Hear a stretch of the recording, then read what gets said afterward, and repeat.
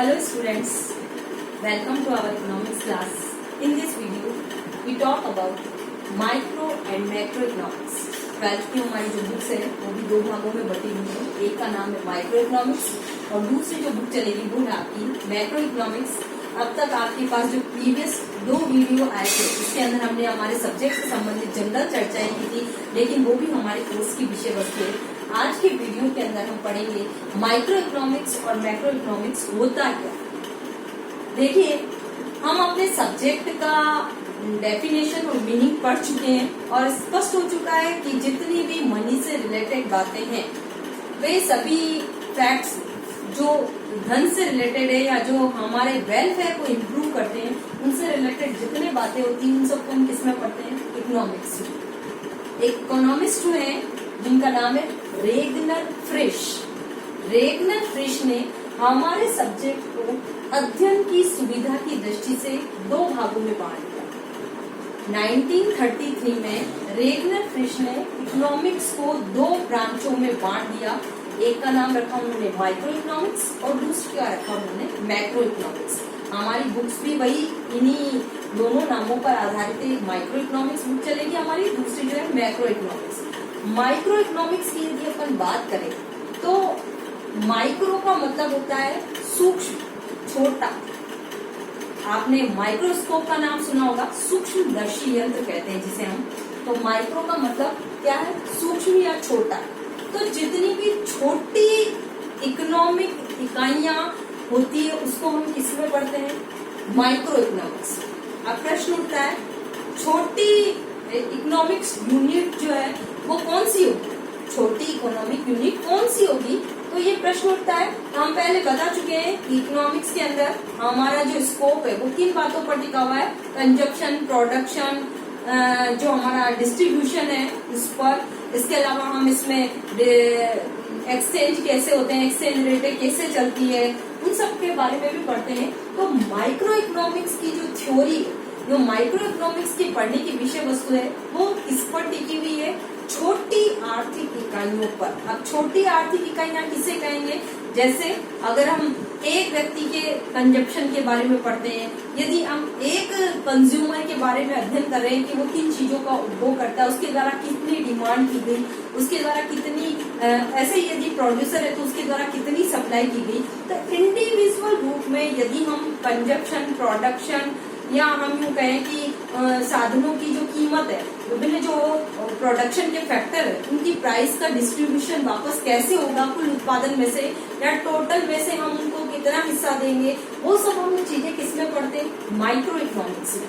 तो हम कह सकते हैं कि जब हम एक व्यक्ति के कंजप्शन, प्रोडक्शन या हम कहें कि उसकी एक व्यक्ति की डिमांड, सप्लाई या उसके द्वारा किए जाने वाले एक्सचेंज या उसके द्वारा की जाने वाली सेविंग्स, उसके द्वारा किए जाने वाले इन्वेस्टमेंट, इनको पढ़ रहे हैं. यानी हम किसको पढ़ रहे हैं, माइक्रो इकोनॉमिक्स को.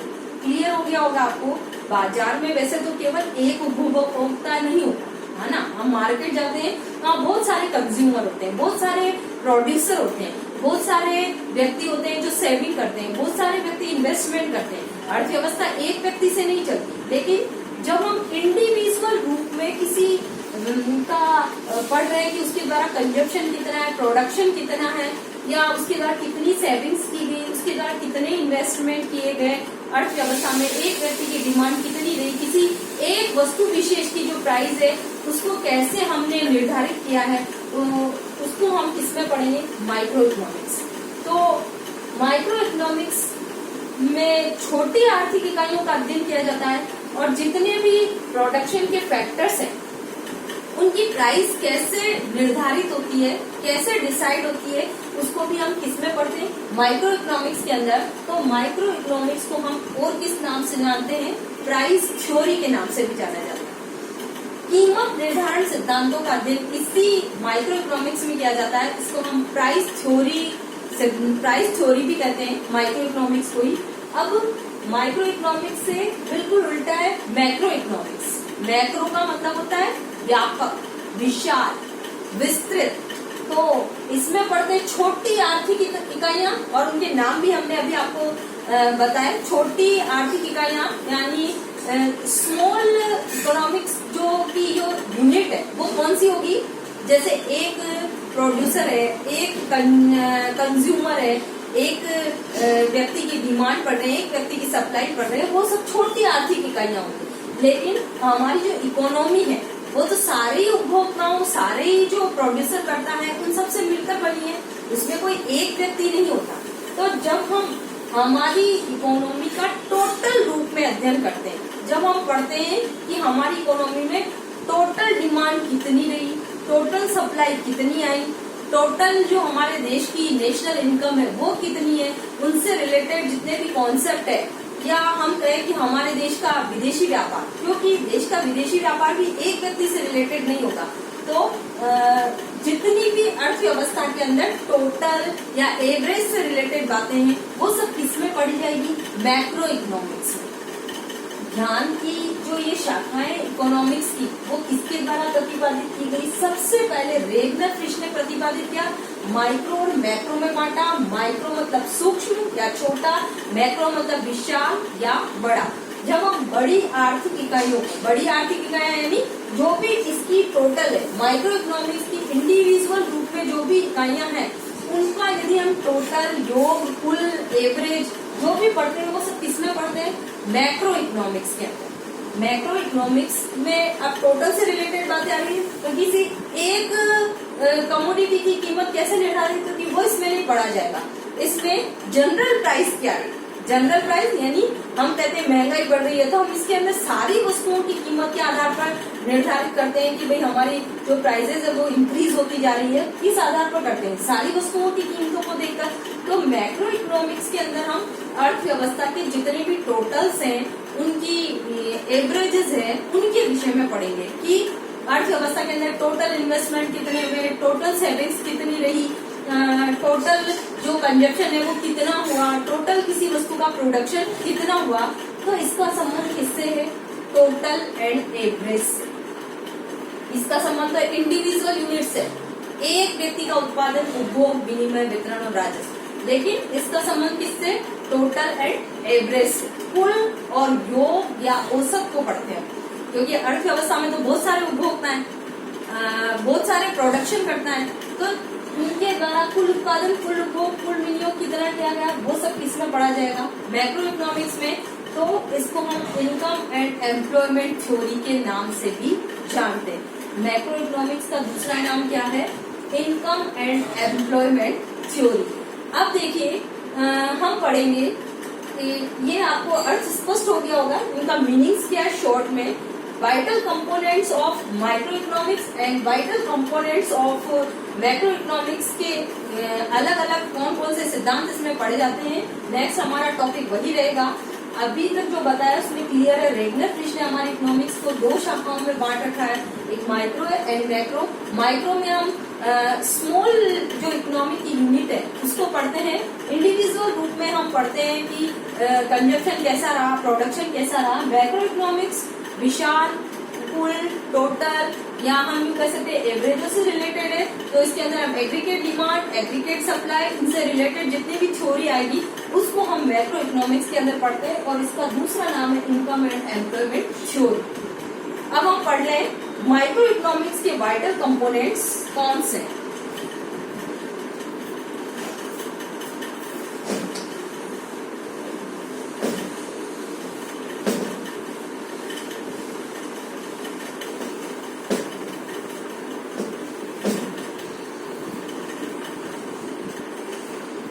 Vital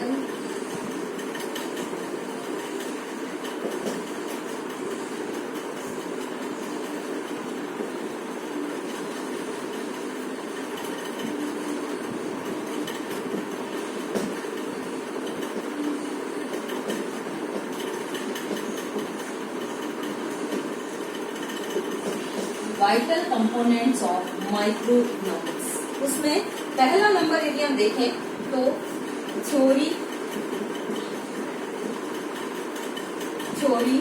of consumer behaviour,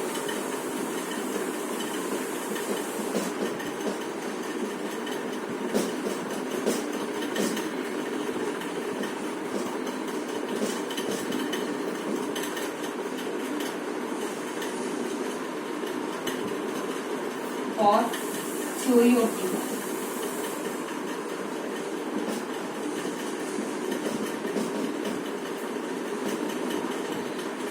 theory of consumer behaviour मतलब एक उपभोक्ता के व्यवहार से रिलेटेड सिद्धांत हम किसमें पढ़ते हैं? माइक्रो इकोनॉमिक्स के अंदर। माइक्रो इकोनॉमिक्स की थ्योरी जो है किससे रिलेटेड है? एक उपभोक्ता का व्यवहार उपभोग के प्रति कैसा रहेगा, उनसे रिलेटेड जो हमारे डिमांड के रूल्स भी बने हुए हैं, हमारे जो यूटिलिटी से संबंधित रूल्स भी हैं, वो सब किसमें आ जाएंगे? इसी कंज्यूमर थ्योरी के अंदर कि एक उपभोक्ता अपना बिहेवियर कैसे करता है अधिकतम सेटिस्फेक्शन प्राप्त करने के लिए। क्योंकि जो हमारे कंज्यूमर होते हैं उनकी वांट्स तो होती है अनलिमिटेड, लेकिन उनको पूरा करने के लिए जो मनी रूपी रिसोर्सेज है वो क्या है? स्कैर्स। तो इस सीमित साधन से असीमित आवश्यकताओं को पूरा करने के लिए या अपनी अनलिमिटेड वांट्स को सेटिस्फाइड करने के लिए एक उपभोक्ता या कंज्यूमर का बिहेवियर कैसा रहेगा, उनसे रिलेटेड कौन कौन से थ्योरीज है, उनसे रिलेटेड कौन कौन से सिद्धांत है, उनको हम किसमें पढ़ते हैं?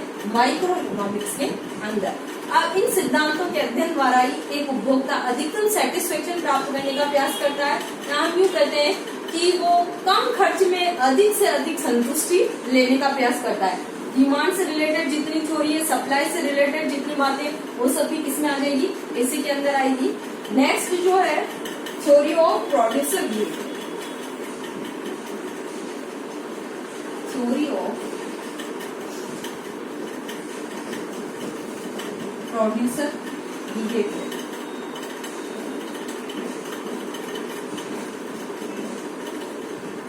या हम यूं कह सकते हैं थ्योरी ऑफ सप्लाई, क्योंकि प्रोड्यूसर ही करता है supply. Theory of supply, theory of.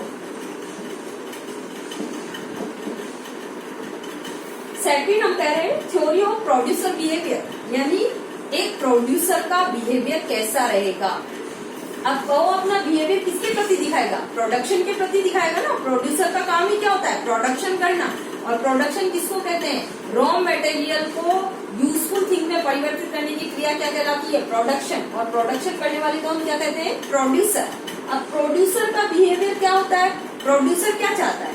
उसकी कॉस्ट तो आए कम प्रोडक्शन की और उसका प्रॉफिट हो मैक्सिमाइजेशन करने का प्रयास करता है। वो अपने प्रोडक्शन प्रॉफिट को कम से कम लागत में वो क्या करना चाहता है? अपने प्रॉफिट को मैक्सिमम करने का प्रयास करता है। मिनिमम नहीं, मैक्सिमम प्रॉफिट चाहता है वो, और अपनी कॉस्ट को मिनिमम से मिनिमम करने का प्रयास करेगा। तो कम से कम लागत में अधिक से अधिक उत्पादन करने के लिए वो क्या करता है? सप्लाई से रिलेटेड थ्योरी को ध्यान में रखकर कार्य करता है। कितनी सप्लाई बाजार में, कितनी सप्लाई उसे और लानी है, सप्लाई कब कम करनी है, उसे कब ज्यादा करनी है। तो थ्योरी ऑफ सप्लाई की बातों को ध्यान में रखकर यदि वो कार्य करता है और उत्पादन के प्रोडक्शन के जो रूल्स और लॉज बने हुए उनके अनुसार यदि वो आचरण करता है, उसका अपना बिहेवियर दिखाता है, तो वो कम खर्च में अधिक उत्पादन प्राप्त कर सकता है। तो माइक्रो इकोनॉमिक्स के अध्ययन की जो दूसरी विषय वस्तु हम मान लेते हैं, इसके क्षेत्र में शामिल की जाने वाली जो दूसरी बात है वो है थ्योरी ऑफ प्रोड्यूसर बिहेवियर। पहला हमने कहा थ्योरी ऑफ कंज्यूमर बिहेवियर, और उसको हम दूसरा नाम दे रहे थे थ्योरी ऑफ डिमांड। दूसरा हमारा था theory of producer behaviour. Producer का बिहेवियर कैसा रहेगा? मतलब वो कम कॉस्ट में अपने प्रोडक्शन को मैक्सिमम कैसे करेगा, उसको हम किसमें पढ़ते हैं? माइक्रो इकोनॉमिक्स के अंदर। तीसरा है theory of price. Theory of price last component इसका theory of price.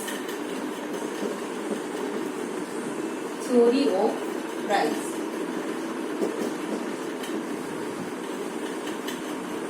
Theory of price का मतलब है कीमत से संबंधित सिद्धांत, कीमत निर्धारण से संबंधित जितने भी सिद्धांत है। अब कीमत कैसे निर्धारित होगी?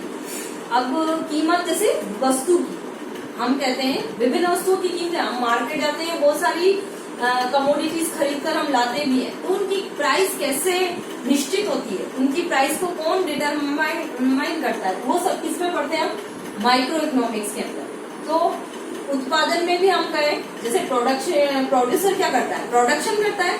प्रोडक्शन के अंदर बहुत सारे साधन लगाए जाते हैं। जैसे हमने कहा था 5 साधन मानते हैं हम: लैंड, लेबर, इसके अलावा जैसे हम कहते हैं मैनेजमेंट भी चाहिए, उसके अंदर कैपिटल भी चाहिए उत्पादन कार्य करने के लिए। तो ये साधन यदि ये फैक्टर यदि प्रोडक्शन में भाग लेते हैं तो वापस इनको इनका हिस्सा देना पड़ता है। जैसे हमने लैंड लगाया तो उसको बदले में क्या देना पड़ेगा, रेंट देना पड़ेगा ना। आपके पास पूंजी नहीं थी, आपने कैपिटल कहीं से उधार ली, तो आपको बदले में क्या देना पड़ेगा, इंटरेस्ट देना पड़ेगा। तो इंटरेस्ट का निर्धारण कैसे होगा अर्थव्यवस्था के अंदर या हमारी इकोनॉमिक प्रणाली के अंदर रेंट की दरें कैसे तय होती है, जो मैनेजमेंट है उनका जो सैलरी है वो कैसे डिसाइड होगा, वो सब हम किसमें पढ़ते हैं, माइक्रो इकोनॉमिक्स के अंदर। तो जो इसके कंपोनेंट से रिलेटेड चीजें हैं उसमें 3 बातें हमारी प्रमुख है, theory of consumer behaviour, theory of producer behaviour और थ्योरी ऑफ प्राइस, जिसमें हम विभिन्न साधनों की कीमत निर्धारण और वस्तु की कीमत निर्धारण दोनों ही सिद्धांतों को किसमें पढ़ते हैं, माइक्रो इकोनॉमिक्स के अंदर। नेक्स्ट जो हमारा आ जाता है मैक्रो इकोनॉमिक्स के कंपोनेंट्स क्या हैं, vital components of macro economics. Macro का हम क्लियर कर चुके हैं, विशाल, व्यापक या बड़ा, और उसके अंदर कुल, टोटल या योगों का अध्ययन करते हैं हम। नेक्स्ट हमारा जो टॉपिक है vital components of macro economics. Macro के अंदर क्या लिखा है, कौन कौन सी थ्योरीज पढ़ते हैं, macro economics, vital components of macro economics. इसके अंदर थ्योरी रिलेटेड टू इक्विलिब्रियम, हमारे संतुलन कहाँ स्थापित होंगे उससे रिलेटेड थ्योरी को पढ़ते हैं हम। थ्योरी रिलेटेड टू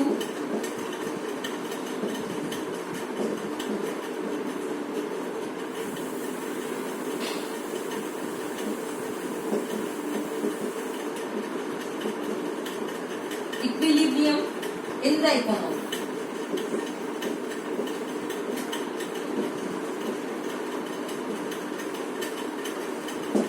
पहला कंपोनेंट है इसका थ्योरी रिलेटेड टू इक्विलिब्रियम। हम पूरी अर्थव्यवस्था के अंदर संतुलन से रिलेटेड जो सिद्धांत है वो किसमें पढ़ेंगे, मैक्रो इकोनॉमिक्स में। जनरली ये कहा जाता है कि AD equal to AS theory, aggregate demand और एग्रीगेट सप्लाई। जिस बिंदु पर बराबर होते हैं, जिस पॉइंट पर ये बराबर होते हैं, वहां हम मानते हैं हमारा इक्विलिब्रियम है। तो एग्रीगेट डिमांड और एग्रीगेट सप्लाई, जिस बिंदु पर कहा अगर इनमें कमी या वृद्धि होती है तो अर्थव्यवस्था पर क्या प्रभाव पड़ेंगे, किस प्रकार से हमारी अर्थव्यवस्था में जो उतार चढ़ाव का दौर है वो आएगा, उससे रिलेटेड थ्योरी हम इस सिद्धांत के अंदर पढ़ते हैं। जनरली कीन्स के द्वारा ये सिद्धांत दिया गया था और उसने कहा था कि इक्विलिब्रियम वही होगा जहाँ एडी इक्वल टू एएस होता है। एडी का मतलब होता है एग्रीगेट डिमांड। ये डिमांड हमारी जो सिंपल वाली डिमांड से बिल्कुल अलग है। समग्र मांग का मतलब है अर्थव्यवस्था के अंदर होने वाली टोटल मांग, और एग्रीगेट सप्लाई अर्थव्यवस्था की समग्र पूर्ति। समग्र पूर्ति अर्थव्यवस्था में होने वाली टोटल पूर्ति, जहां हम उत्पादन या रोजगार या हमारी जो नेशनल इनकम है उसका स्तर निर्धारित करते हैं। जिस बिंदु पर इनमें इक्विलिब्रियम होता है वहां अर्थव्यवस्था सदैव स्थिर अवस्था में कार्य करती है, या हम यूँ कहते हैं कि वो एक स्टैटिस्टिक अवस्था होती है जहां पर कोई असंतुलन नहीं होते और स्थिरता के साथ हमारा डेवलपमेंट भी होता है। नेक्स्ट जो है theory related to disequilibrium in the theory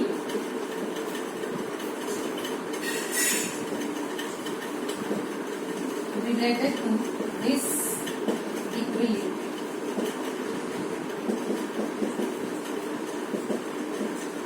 in the economy.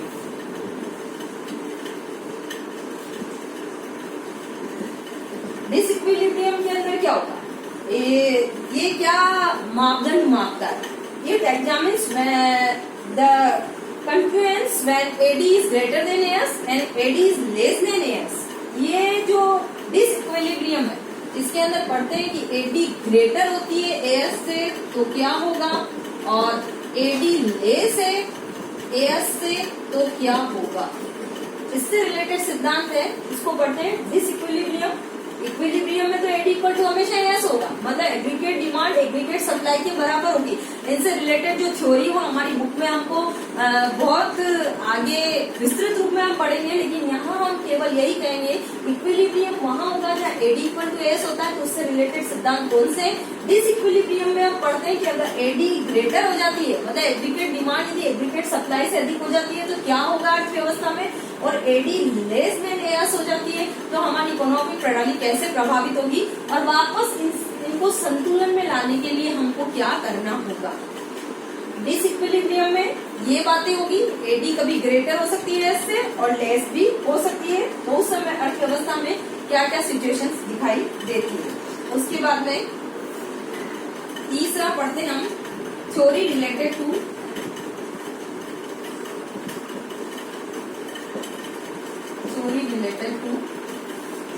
Correction of disequilibrium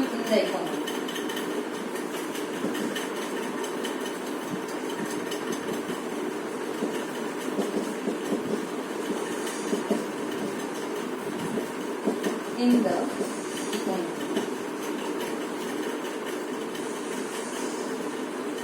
अब एडी ग्रेटर हो जाता है तो भी अर्थव्यवस्था के लिए हानिकारक है, क्योंकि इनके आते ही अर्थव्यवस्था में कभी मंदी आने लग जाती है और कभी तेजी, मतलब कभी तो अर्थव्यवस्था तेजी से गिरने लगेगी और कभी तेजी से ऊंची उठने लगेगी। तो तेजी और मंदी दोनों ही स्थितियां किसी अर्थव्यवस्था के लिए हम कहते हैं हमारी इकोनॉमिक प्रणाली के लिए खराब होती है। अर्थव्यवस्था हमेशा संतुलन में रहनी चाहिए। तो ये करेक्शन कैसे करें अगर ये सिचुएशंस आ गई है, AD is greater than S या AD is less than S, ये सिचुएशन यदि अर्थव्यवस्था के अंदर आ जाती है तो इसको दूर करने के लिए, इसका करेक्शन करने के लिए हमें क्या करना चाहिए, उससे संबंधित हमारी फिजिकल पॉलिसी या हमारी जो मॉनेटरी पॉलिसी है उसको हम कैसे लागू करें, वो पॉलिसियां क्या होती है, उन पॉलिसियों को कैसे लागू करते हैं, उनके लिए कौन कौन से हमारे पास साधन है, उनको लागू करने के जो तरीके हैं वो कौन कौन से हैं, उन मेथड को हम किसमें पढ़ते हैं। Correction of disequilibrium in the economy, मतलब हमारी अर्थव्यवस्था में संतुलन लाने के लिए हम वापस क्या करें, उसका अध्ययन मैक्रो इकोनॉमिक्स के अंदर किया जाता है। तो आपको स्पष्ट हो गया होगा कि माइक्रो इकोनॉमिक्स के जो कंपोनेंट्स हैं वो तो किससे जुड़े हुए हैं, ज्यादातर तो वो प्राइस थ्योरी से जुड़े हुए हैं। इसके अलावा हम उसमें हमारे कंजप्शन से संबंधित जितने भी सिद्धांत बने हुए उनको उसके अंदर पढ़ते हैं। प्रिंसिपल जो प्रोडक्शन करता यूज में लेता है प्रोडक्शन कार्य करने के लिए उनको इसमें पढ़ते हैं। लेकिन मैक्रो इकोनॉमिक्स के अंदर हम पढ़ते हैं एडी इक्वल टू एस कहाँ होता है, एग्रीगेट डिमांड एग्रीगेट सप्लाई के बराबर कहाँ होती है, यदि इनमें असंतुलन हो गया है तो हमारी अर्थव्यवस्था पर क्या प्रभाव पड़ेगा। फिर तीसरी जो थ्योरी है कि इनके अंदर वापस इक्विलिब्रियम लाने के लिए हमको अर्थव्यवस्था में क्या करना होगा, कैसे हम संतुलन स्थापित करें, कहाँ इक्विलिब्रियम हमारा होगा, और उसके करेक्शन के लिए हम मॉनेटरी और हमारी जो फिजिकल पॉलिसी है उसको कैसे लागू करें, उसको हम पढ़ते हैं मैक्रो इकोनॉमिक्स के अंदर। तो आज के वीडियो में हमने पढ़ा माइक्रो और मैक्रो इकोनॉमिक्स का मीनिंग क्या होता है। इसकी सबसे पहले जो शाब्दिक व्याख्या थी वो रेगनर फिश के द्वारा 1933 में दी गई। फिर हमने देखा इन दोनों के वाइटल कंपोनेंट्स कौन कौन से हैं। नेक्स्ट वीडियो में हम पढ़ेंगे माइक्रो और मैक्रो इकोनॉमिक्स के डिफरेंसेस क्या है। Thank you. यदि आपको कोई दिक्कत है तो मेरे व्हाट्सएप नंबर पर कॉल करें। धन्यवाद।